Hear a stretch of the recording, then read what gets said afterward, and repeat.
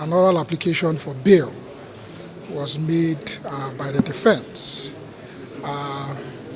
mainly on the ground that the alleged offenses are offenses that are bailable, and that the defendants do not in any way constitute a flight risk, and that in the circumstance the court should exercise its discretion in admitting them to bail.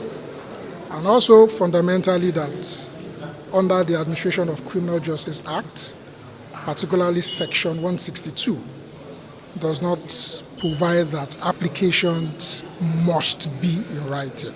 And of course, we relied on the decision of the Court of Appeal in Abiola and FRN to make this application. But the court, in its wisdom, ruled that the prosecution should be allowed on the circumstance to respond, having already filed a written application for bail, and consequently in the circumstance adjourned it to 2nd of January for the hearing of the bail application. Are you pleased with the outcome? Yes, of course we are pleased with the outcome of the ruling.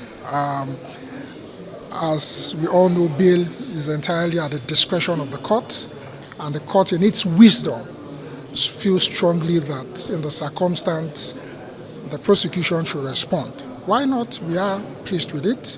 On Friday, by the special grace of God, we'll be here to take the application, and we'll leave everything to the court to decide.